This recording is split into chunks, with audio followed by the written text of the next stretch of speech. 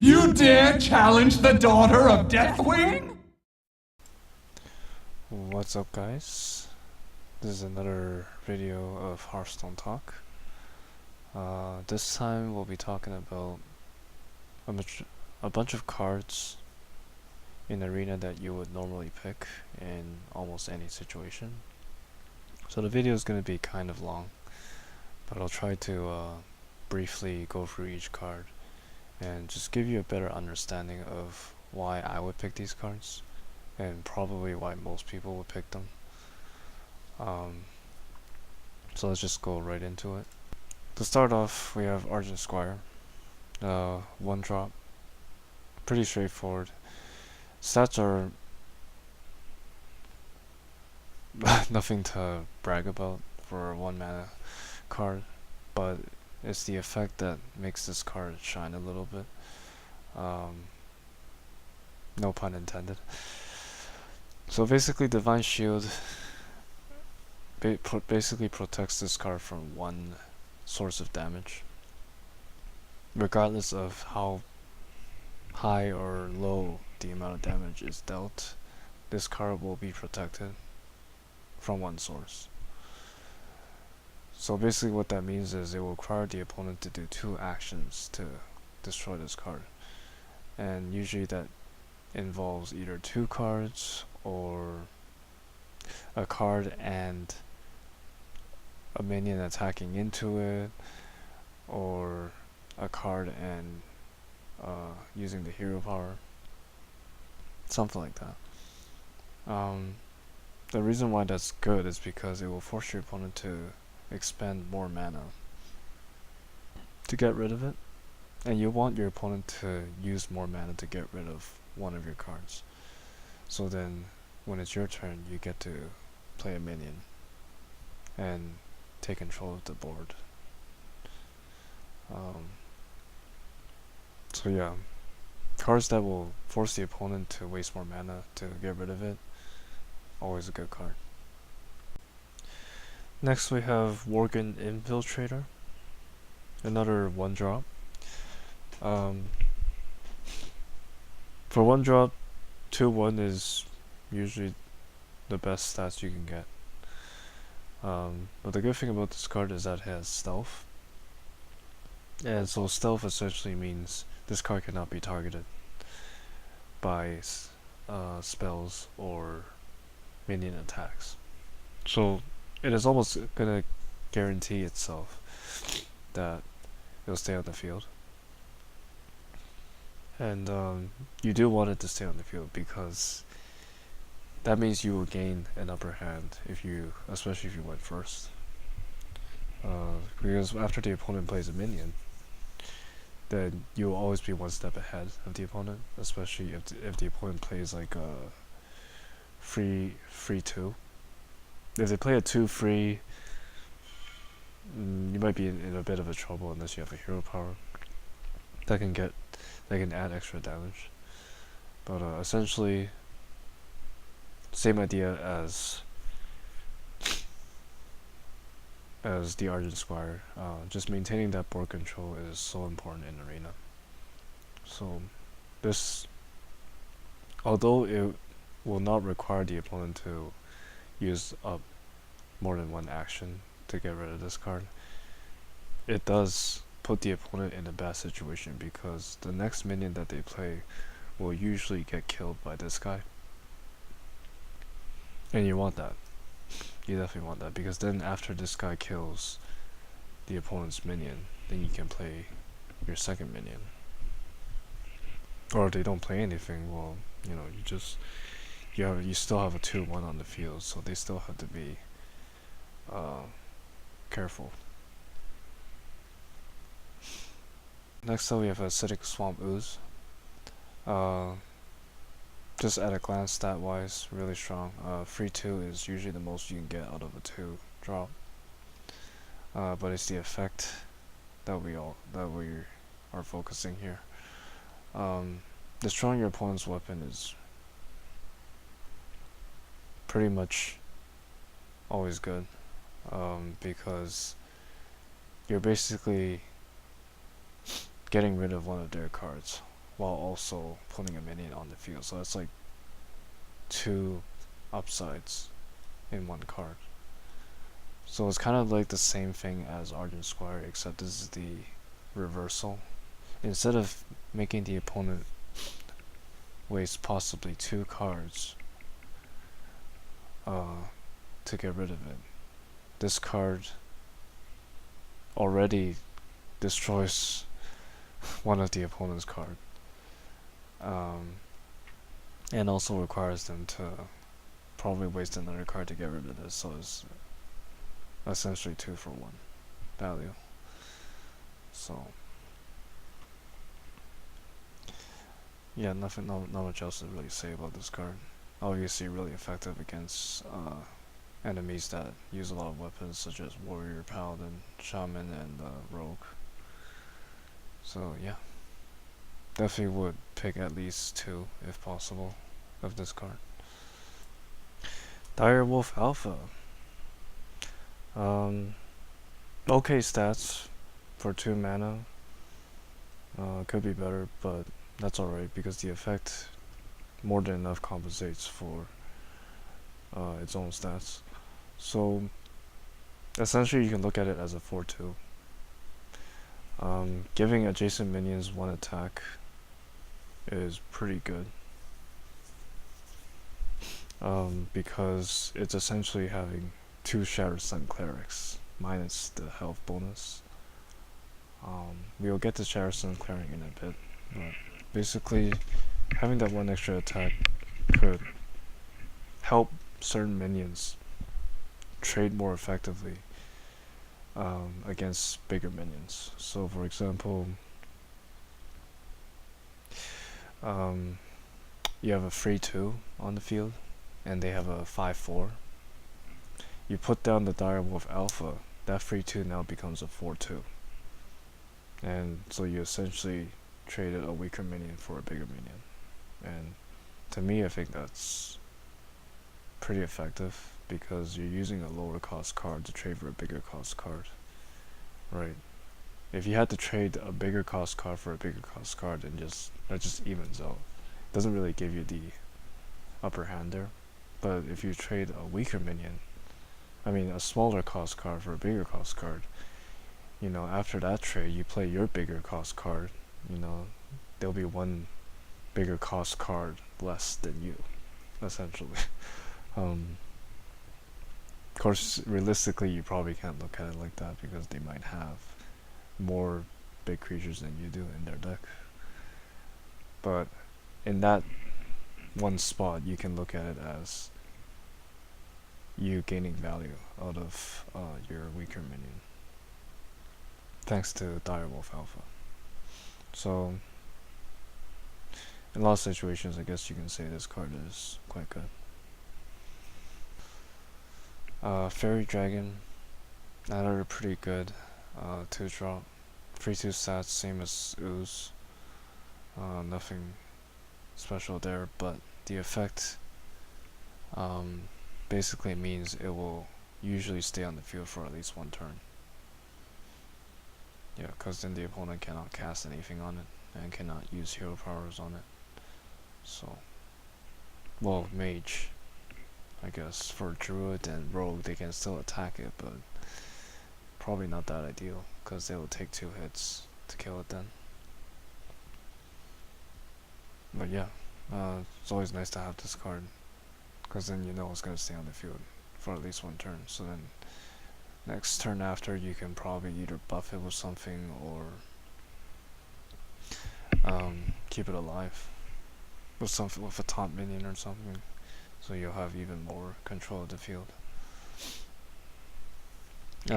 Next up we have Mad Bomber. Again, 3-2 stats, really strong for 2-drop. The effect, although it's random, it can be put to your favor if you know when to use it.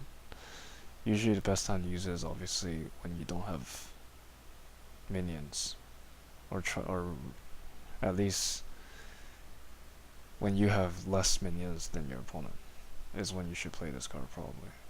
Especially if they have any divine shields or any minions that are just 1 health, like Murloc Tidehunter minions or Silverhand Recruit. Early game, you're pretty much trying to hope that this card will throw its damage at the opponent's minions, more so than their health. But yes, again, really strong card if you play at the right time. The randomness factor just makes it more interesting, but it's okay. Like, it might set you up for an advantageous situation. You never know. Like, for example, they have a 4 health minion and you're playing rogue and your weapon has free damage on it. You play Map Bomber. Say Map Bomber hits the enemy's minion even once. It allows you to attack into it, you know, and kill it off. So then you have the Map Bomber on the field and they have nothing. Something like that. Sentry Protector. It's not free to stats, but that's okay because we're usually just hoping that the minion will have a good effect, and it does. Giving adjacent minions taunt is pretty strong throughout the game. Early, mid, late, doesn't matter. Late would probably be most effective, because if you can give a minion taunt, it means the opponent will have to play differently, because you've modified the board with something. And essentially, if you give a minion with a lot of health taunt, then it will waste more cards from the opponent in order to get rid of it, usually. And you want that to happen, of course, because they'll eventually use up their hand and you'll have huge card advantage just because of this card. So even if you don't have any minions to give taunt to, it's still a good 2-drop because of its stats. So you play it on an empty field when you have nothing else to play, usually fine. Well, Pyromancer, back to the free 2 strength level. The effect is kind of tricky to get used to. I usually forget that I have a wild Pyromancer on the field when I'm casting spells, but when I do remember, it can definitely be to your advantage. So basically any spell that you cast will have a Whirlwind built into it. Whirlwind is the warrior card that deals 1 damage to all minions, so yeah. In some cases, you can essentially add 1 more damage to certain spells like Consecration, Swipe, Arcane Explosion, Flame Strike, you know, just to name a few. So having that extra 1 damage could, you know, be the difference between you winning the game or you losing control of the field. So huge game changer, even if the 1 damage doesn't seem like much at first. And yeah, best combo with this card is probably a Paladin's Equality. You can essentially just clear the field completely. You'll clear, while Pyromancer will also get cleared, but you're using 2 cards to wipe the field, so I think that's a good trade. And it's only 4 mana for that combo. Pretty easy to execute. Acolyte of Pain, starting going to the free drops here. I usually won't try to have more than 1 of this card because its stats are pretty weak. But it's the effect that you're after here, and the effect is pretty good if you want to maintain card advantage. But it's very situational because you're not always guaranteed a chance to be able to get more than 1 card out of this card. If it's like towards mid game and the opponent already has big creatures out on the field. So early game, this card can be pretty annoying for your opponent, but probably not that annoying if they have a bunch of free 2s. It just depends on how you can work around this card, I guess. I certainly will not build a deck around this card in Arena, because it's too risky. You know, if you attempt to try and build a deck around this card, you might not be able to get control of the field at all. You know, so it's pretty weak in terms of maintaining control, but it's good in the sense that it will stop your opponent from trying to play any like weak creatures. Excuse me. But yeah, it's a good card. Just one of these is probably enough. Urban Ring Farseer, very good stats for a free drop. The effect is also good. It basically allows you to trade for free when you use like a big minion to attack into a small minion, just to maintain control of the board. So if you can heal it back up after the trade, then you essentially lose nothing. Right. And yeah, it's just a very reliable free drop to have in most cases. Harvest Golem, again, pretty similar to what I said about Argent Squire, in that it will usually require your opponent to either waste 2 cards or 2 actions to kill it. And stats are really strong. It's essentially 4/4 for free mana. And the other good thing is that it does not summon the second minion at the same time this gets summoned.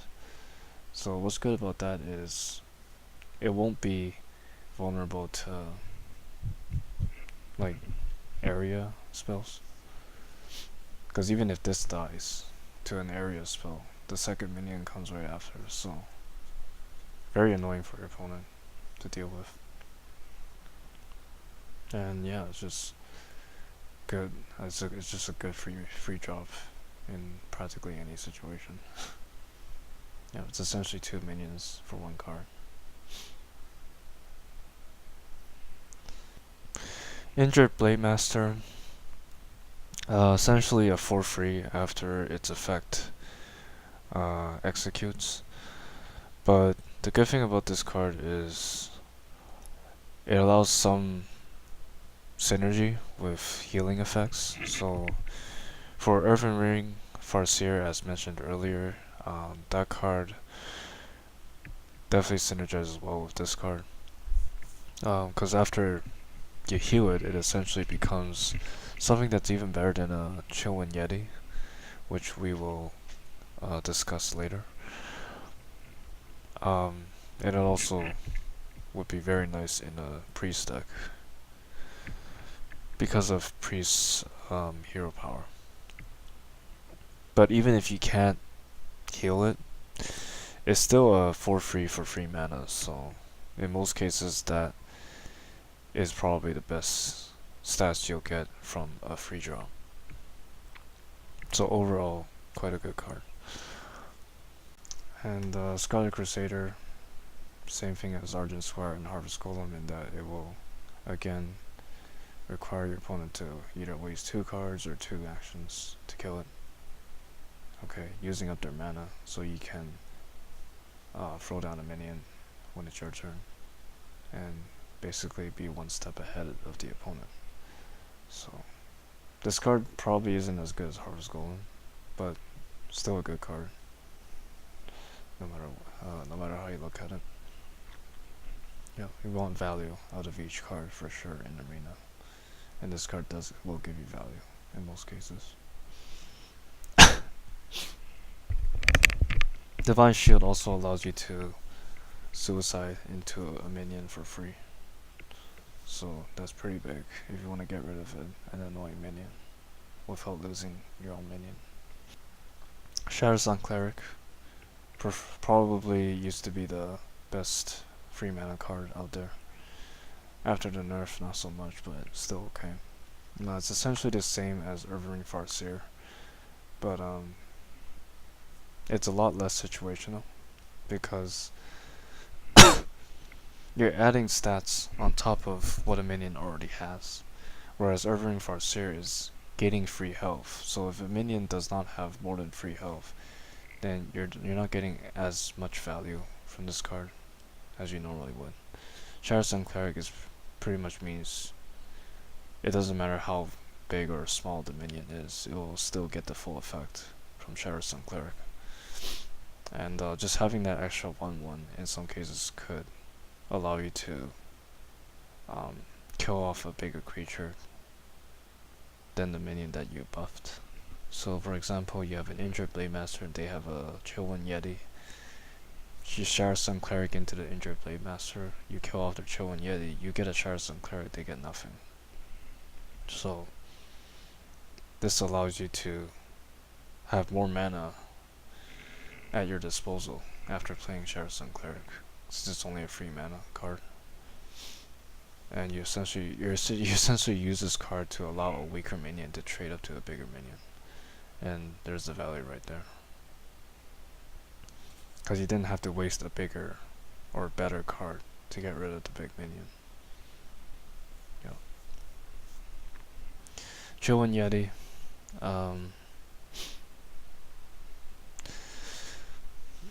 Not too much to say about this card, aside from the fact that it's probably the best 4 mana card out there. The best 4 mana card without an effect, at least. And non-class specific. Simply because of its stats, it's super good for 4 mana. It's also out of range from a lot of spells like Swipe, Priests, Shadow Word Pain, Shadow Word Death, Combo Eviscerate.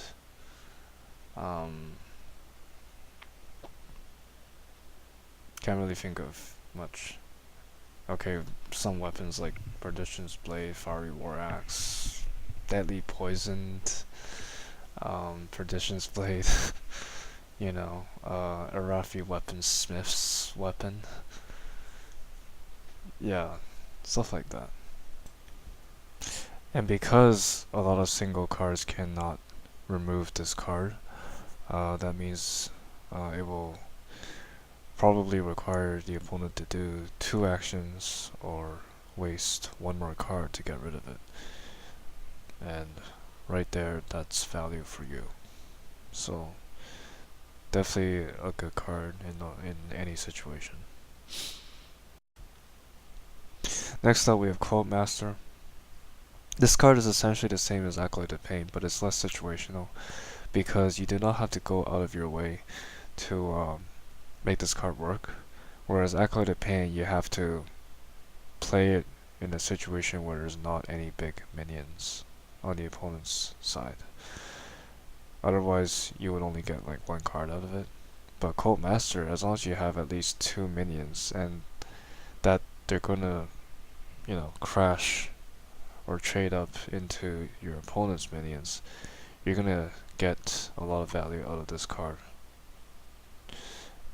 just from that situation. And I'm pretty sure that situation will happen quite often in Arena, where there's always going to be like 2 minions versus 2 minions on the field. So of course, if you can protect it for more than 1 turn, then you get even more value out of it, because it's essentially just gonna draw you cards for each minion that dies, right? So if you have a deck full of like 2-drops and 3-drops, I would definitely pick up at least 2 Cult Masters if possible. Simply because if you know you're gonna be trading weaker minions into bigger minions, then this card will essentially make sure you have card advantage. And even if you just play it by itself as a 4-drop, still pretty good. It can definitely take something with it if it dies. So there's almost no situation where you wouldn't pick this card, unless your deck has way too many big creatures. Then maybe, yeah. But I would still at least take 1, because you never know, right? You never know when your hand is like pretty much empty and you just need that fast draw power. You put this down, trade off your weaker minions, refresh the board, refresh your hand a little bit. Yeah, it's just pretty useful in a lot of situations. Dark Iron Dwarf. Um, Another very nice 4-drop compared to Chillwind Yeti. Reason behind it is the effect.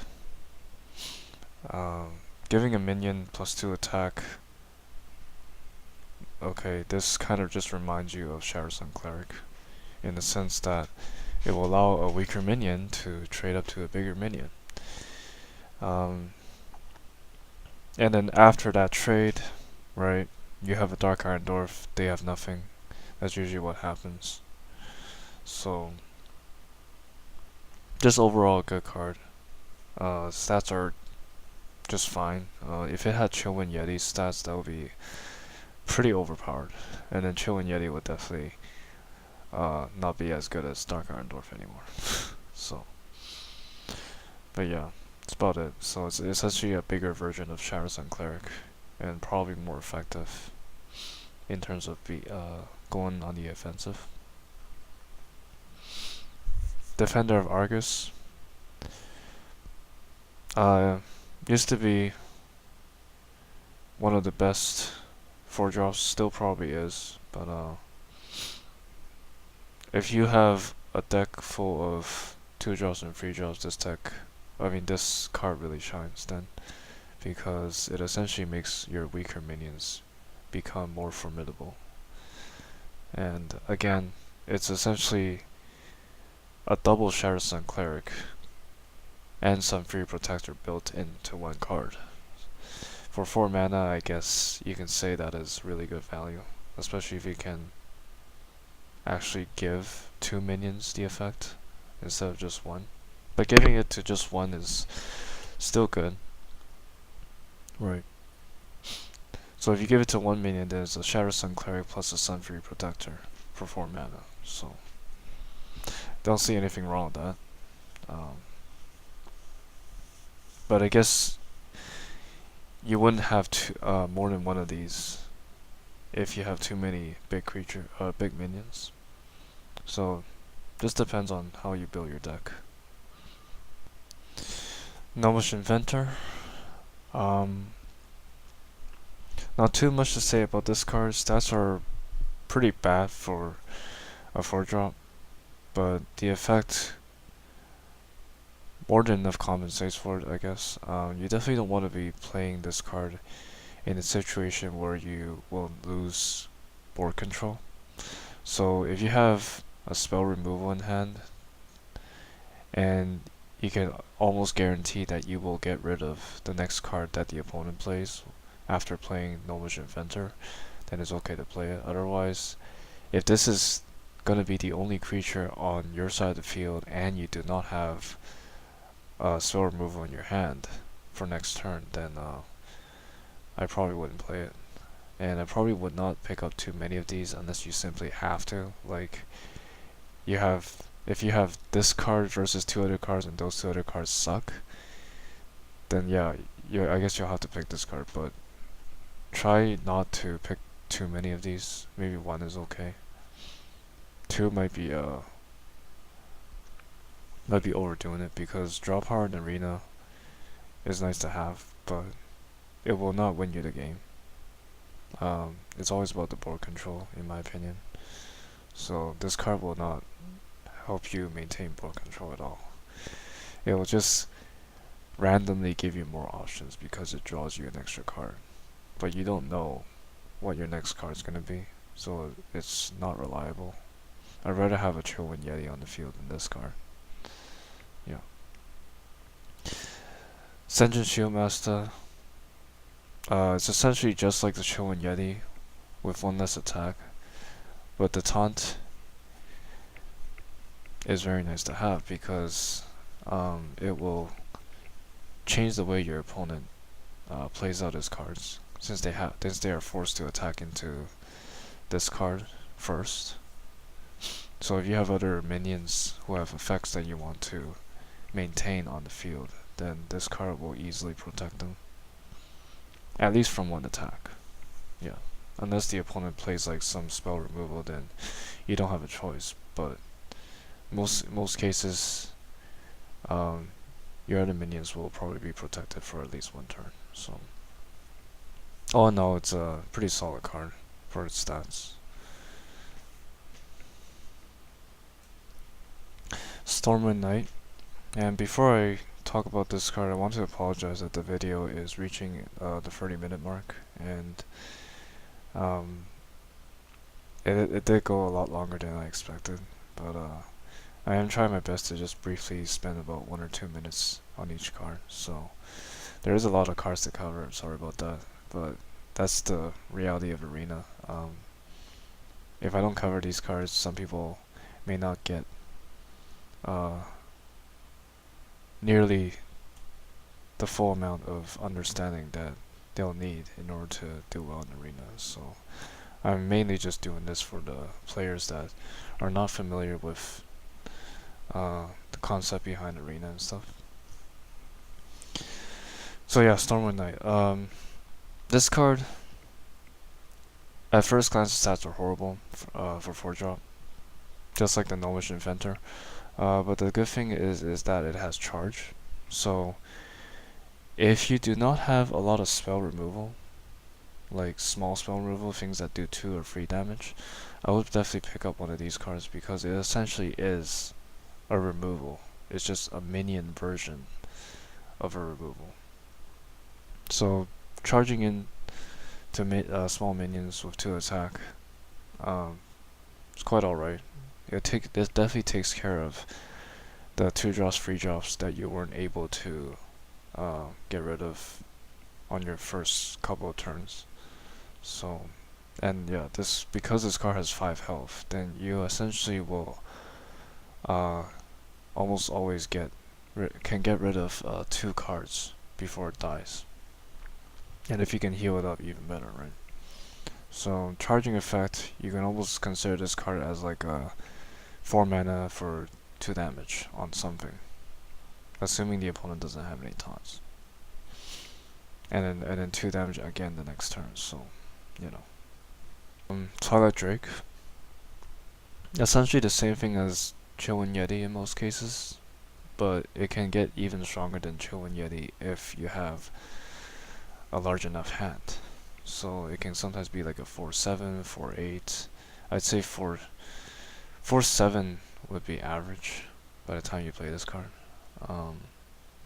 But it's a little risky because when you have this card in your hand for the first couple of turns, it basically means that you won't be playing much minions because you want to get the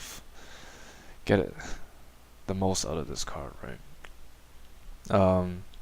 If you're going second, then this card has more value because the coin counts as an extra card in your hand. So that's when it's okay to play maybe 1 or 2 minions for your first couple of turns and then play this card on turn 4 or turn 3 even. I definitely would not mind playing this card on turn 3 after the coin is used. So I probably would not try to have more than one of these cards because this card is a dead card late game. Almost a dead card. For 4 mana, you might just end up getting like a 4/1 or 4/2 on the field, and that's pretty weak late game. So having 1 is okay. 2 might be overdoing it. Is what I think. Violet Teacher. Pretty good stats for 4 mana, just like the Ascension Shield Master. Although it doesn't have the taunt, that's completely fine because the effect essentially turns all your spells or adds the Paladin's hero power onto all your spells, right? It summons a 1/1 per spell cast.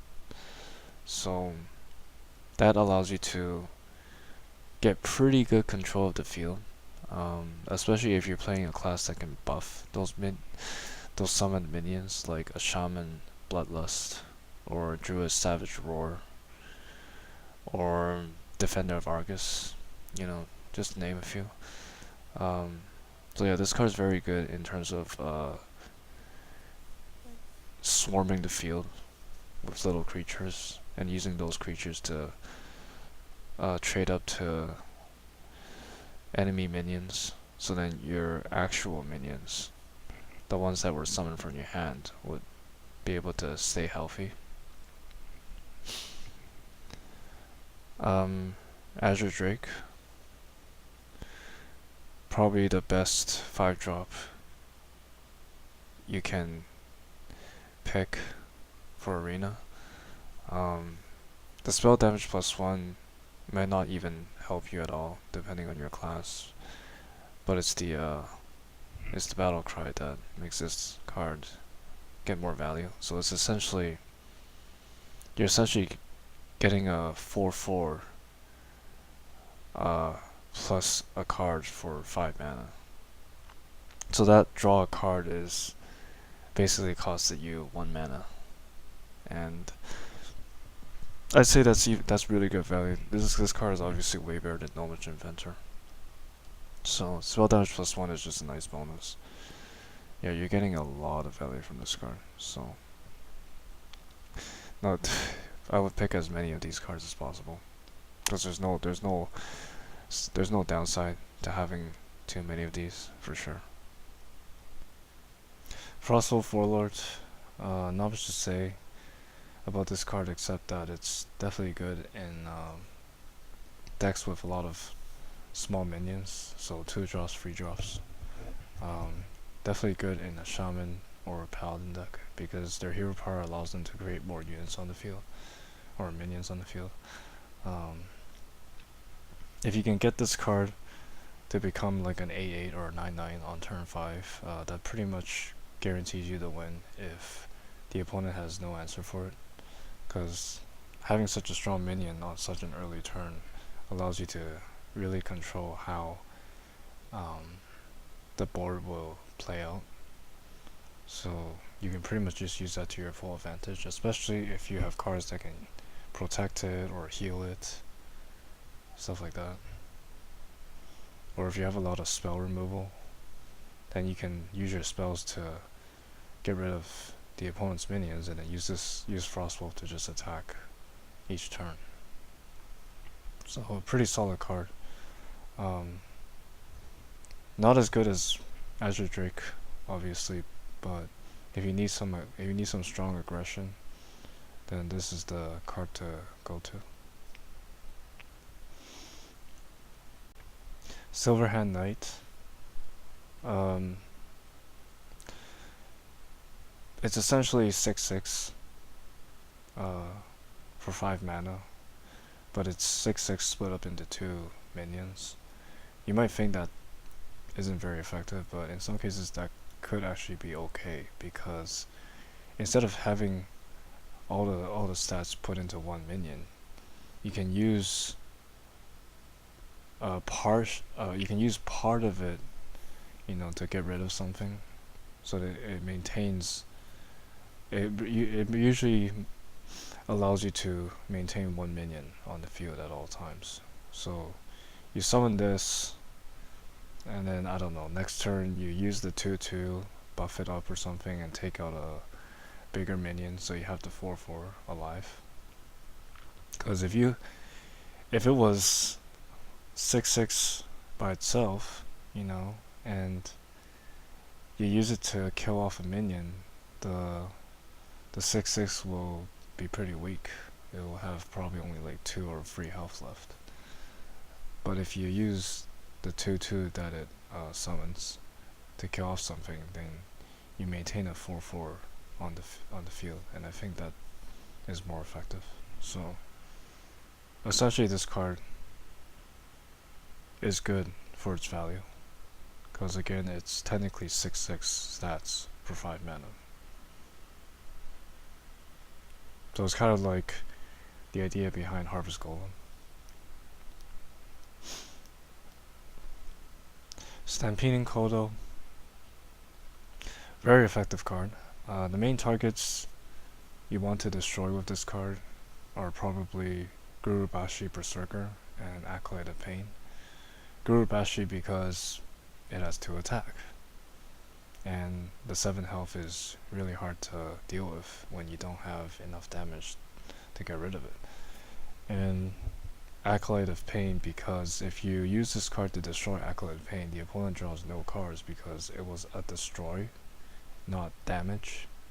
removal, so very effective. The stats are a little on the low side for 5 mana, but Battle Cry more than enough compensates for that, so very solid card. Having 1 is recommended, 2 is also okay, but definitely at least 1 if possible. Venture Co Mercenary. I've always wondered what that Co stands for. I'm guessing it stands for company or commercial. I don't know. But anyway, probably the strongest 5-drop you'll see compared to other cards. 7/6 for 5 mana is obviously outrageous, but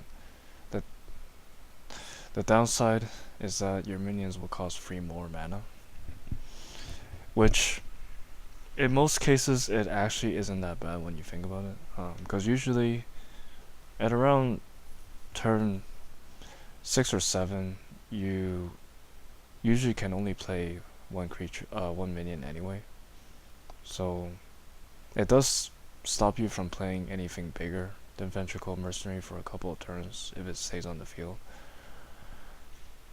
But that's okay because 7/6 is super strong, and if you can attack at least once with this guy, that more than enough compensates for its side effect.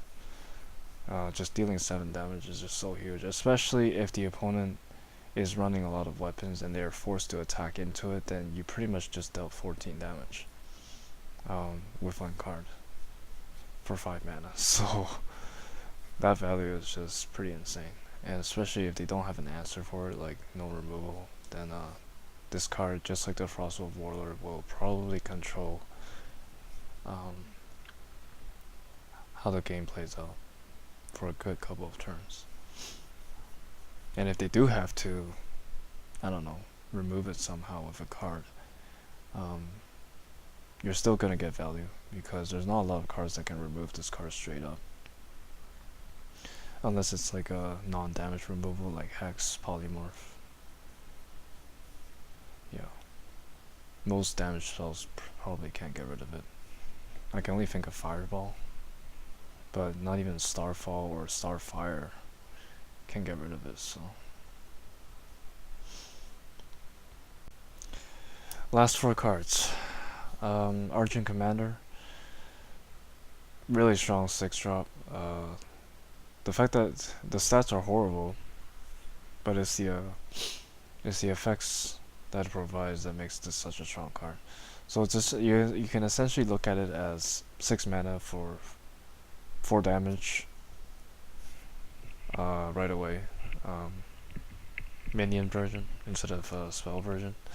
So being able to charge into something without worrying about taking any damage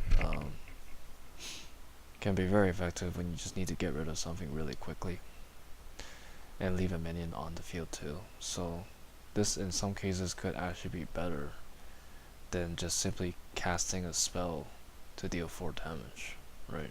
Because if you cast a spell to deal 4 damage, you don't get a minion on the field. But when you use Argent Commander, you deal the 4 damage and you get a minion. So pretty strong, especially the fact that it has 2 health means 1 damage cards cannot kill it properly.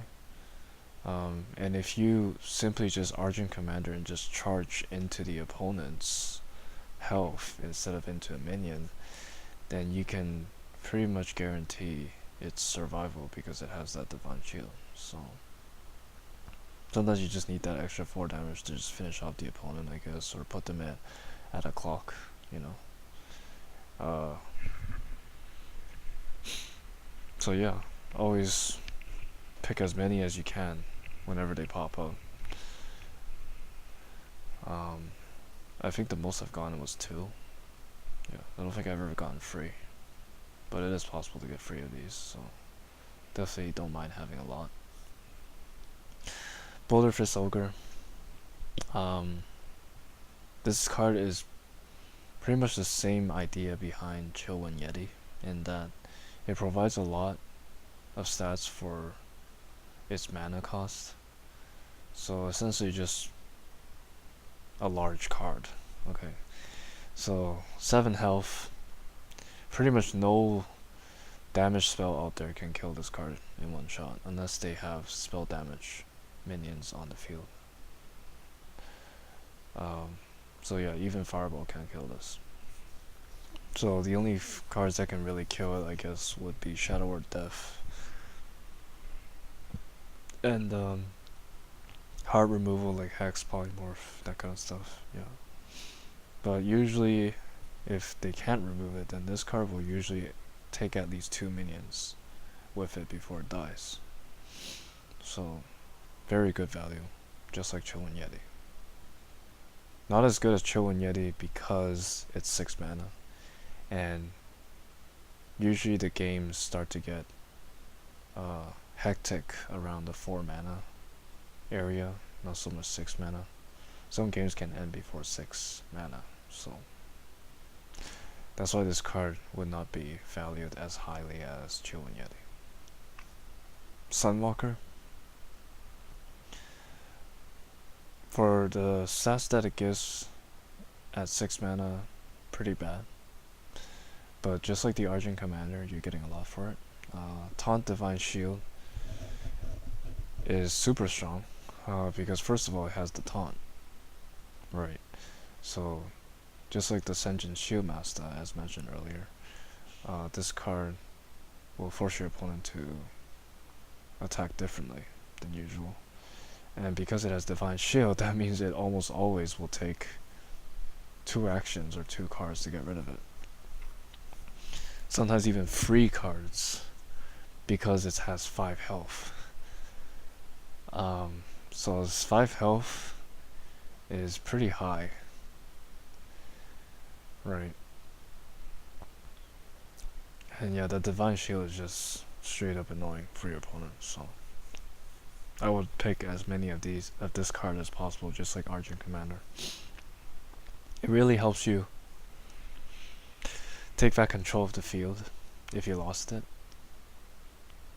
Right. Because if your opponent does not have an answer, then yeah, they usually probably will not try to attack it. If they have especially if they have a lot of weak guys like 3/2s or 2/3s, you know, stuff like that. So, and last card of this video would be Stormwind Champion. For 7 mana, 6/6 is fairly decent, right? You compare this to Boulder Fist Ogre, obviously Boulder Fist beats it by 1 health, but it's the effect that it compensates. So essentially, you play this card, you're giving every one of your other minions a Shadow Sun Cleric buff.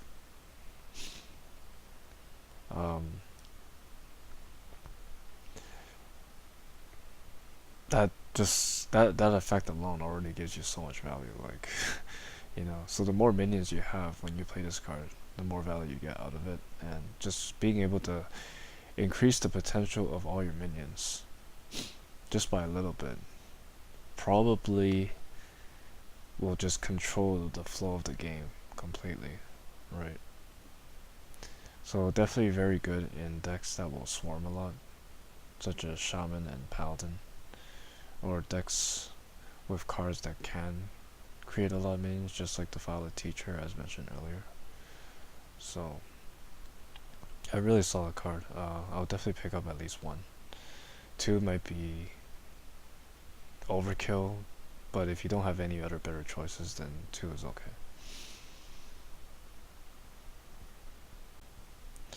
I didn't mention any epics or legendaries because those cards don't pop up as much as the commons and rares, but if I get a request to discuss about them, I'll put up a video for that.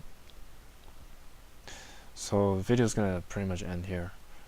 Sorry if I missed any specific cards that you wanted to see discussed, but the cards mentioned in this video are the ones that I feel are most reliable and solid for Arena. So thanks a lot for watching, and I'll see you guys in another video.